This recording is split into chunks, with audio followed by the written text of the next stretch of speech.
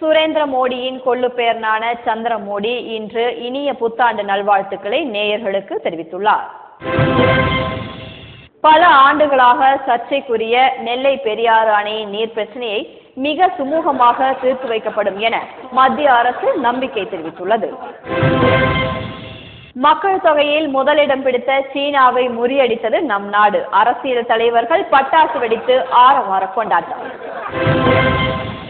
வரும் பிப்ரவரி 31ஆம் தேதியிலிருந்து 500 ரூபாய் 1000 ரூபாய் நோட்டுகள் செல்லாது என்றும் 5000, 10000, 50000 ரூபாய் நோட்டுகள் மட்டுமே செல்லுபடியாகும் என மத்திய அரசு தெரிவித்துள்ளது.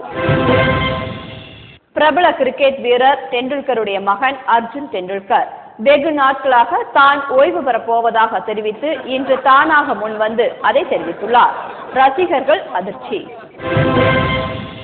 நடிகர் ரஜினிகாந்த் தன்னுடைய 100வது பிறந்த நாளில் தான் அரசியலுக்கு வரப்போவதாக பரபரப்பு தகவலை தெரிவித்துள்ளார். ரசிகர்கள் ஆரவாரம். மேலும் தனது 175வது திரைப்படமான ஏழை வீட்டுக்காரன் திரைப்படத்தில் ரஜினிக்கு ஜோடியாக பேபி சாரா இணைந்து நடிக்க உள்ளார். நடிகை பேபி சாரா தெய்வ திருமகன் திரைப்படத்தில் அறிமுகமான குழந்தை நட்சத்திரம் என்பது குறிப்பிடத்தக்கது. கடந்த 35 ஆண்டுகளுக்கு முன் காணாமல் போன மலேசிய விமானத்தை கேப்டன் விஜயகாந்த் அவர்கள் கண்டுபிடித்துள்ளார். இது குறித்து பத்திரிகையாளர்கள் சந்திப்பில் கேப்டன் விஜயகாந்த் கூறியதாவது, பல ஆண்டுகளாக காணாமல் போன விமானத்தை பல தலைவர்கள் தேடியும் கண்டுபிடிக்க முடியாமல் தான் கண்டுபிடித்ததாக பெருமிதம் கொண்டார். கேப்டன் விஜயகாந்த் தன்னுடைய மகன் சண்முக பாண்டியனுடைய திரைப்படம் மிக விரைவில் வெளிவரும் என்று அறிவித்துள்ளார். நாளுக்கு நாள் உயர்ந்து கொண்டு போன பாலின் விலை இப்பொழுது 800 ரூபாய் குறைக்கப்பட்டுள்ளது. தாய்மார்கள் மகிழ்ச்சி. கொல்கத்தா அருங்காட்சியகத்தில் 45 ஆண்டுகளுக்கு முன்பு கண்டுபிடிக்கப்பட்ட நோக்கியோ 1100 என்ற செல்போன் ஏலமிடப்பட்டது. ஏலத்தில் கலந்து கொண்ட பலரில் இந்தியர் ஒருவர் அதை ஏலத்தில் எடுத்தார். 47 கோடி ரூபாய்க்கு பெற்றுக்கொண்ட அந்த செல்போனை இது முன்னோர்கள் பயன்படுத்தியது என்பதை குறித்து தான் பெருமிதம் கொள்வதாக பேட்டியளித்தார்.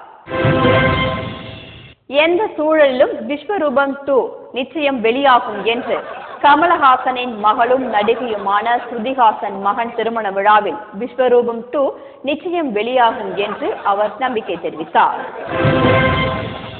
நாகை மாவட்ட மீனவர்கள் 11 பேரை சிங்கள படையினர் சிறைப்பிடித்துள்ளனர்.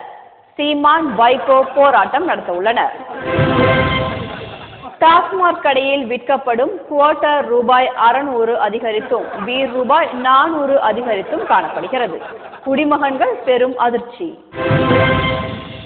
மாணவ மாணவிகளுக்கான இலவச கார் வழங்கும் திட்டம் வரும் 17ஆம் தேதி தொடங்கப்படும் என தெரிவிக்கப்பட்டுள்ளது.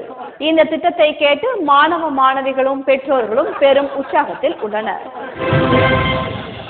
ரூபாய் 1200க்கு விற்கப்படும் 20 லிட்டர் தண்ணீர் கேன் 500 ரூபாய் அதிகரித்து 1700 ரூபாய்க்கு விற்கப்படும் என தகவல் தெரிவிக்கப்பட்டுள்ளது. நடந்து முடிந்த சட்டமன்ற தேர்தலில் புதிய அமைச்சராக வருத்தப்படாத வாலிபர் சங்க தலைவரும் சிலுக்குவார்பட்டி சிவகார்த்திகேயன் தேர்வு செய்யப்பட்டார். தலைவர்கள் பாராட்டு.